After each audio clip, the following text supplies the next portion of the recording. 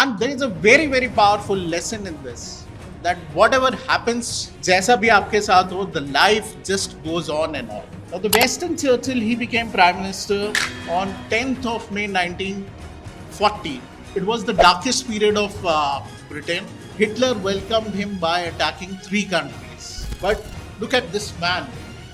When he was ready to face anything, he was the first person, he was among the first person who was able to spot that Nazi and Hitler was a big threat to UK. World War II had 2 big leaders, right? On one hand there was Hitler, and on the other hand there was Churchill.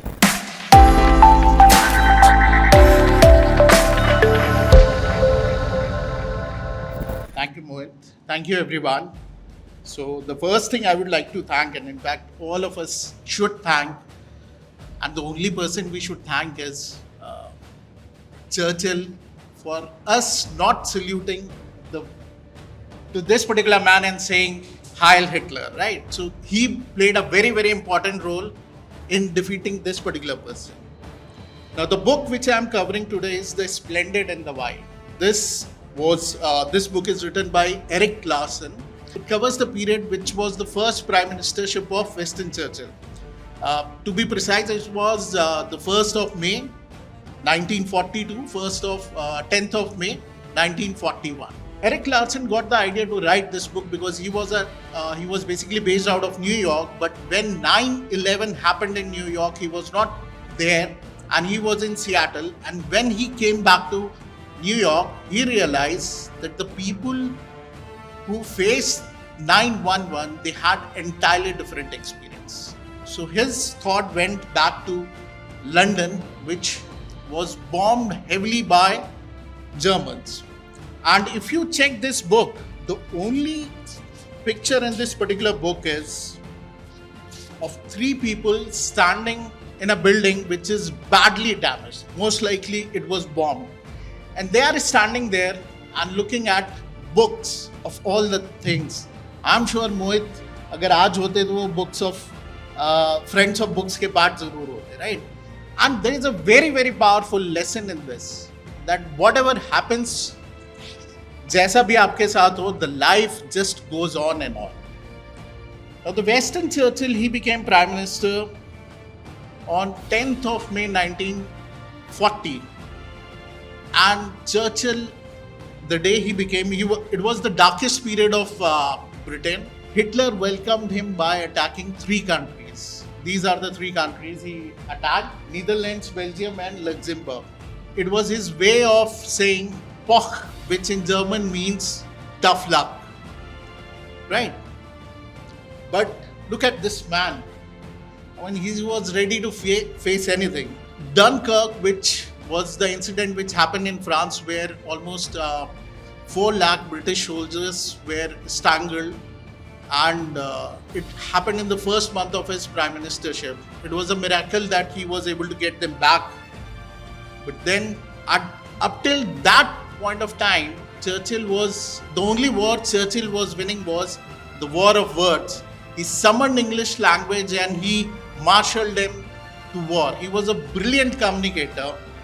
He was not only able to communicate what was happening in the war, but one particularly interesting line which I feel is there is that he was brutally honest and credibly hopeful in whatever he shared with British people. He not only shared the bad news but also gave them a way, and he was an amazing orator, right? So I mean, you must have heard the speeches given by Churchill for the entire 1 year. In fact, London was bombed for 57 nights, and he gave them hope to pass that 1 year, which was very, very brutal for them. Churchill was also very, very hardworking. He used to work round the clock. He was not only the Prime Minister, but he was also the Defense Minister. And as some say that the best thought comes when you are inside your bathroom, he used to dictate from his inside his bathroom to his secretary. He used to work all the time, right?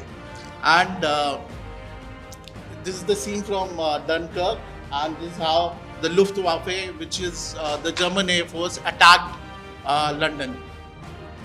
He was also a great picker of talent because he picked, just to give you an example, he picked Lord Beaverbrook, who has nothing to do with the army, nothing to do with the Air Force, and he gave him the most important job, that was to manufacture aeroplanes, which was essential for the defense of Britain.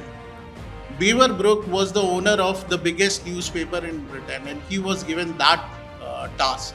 And he understood people so well that once Beaverbrook, who had to summon all the resources from different people, and nobody liked him for that, and he was so relentless in producing aircrafts, he doubled the number of aircrafts in only 3 months.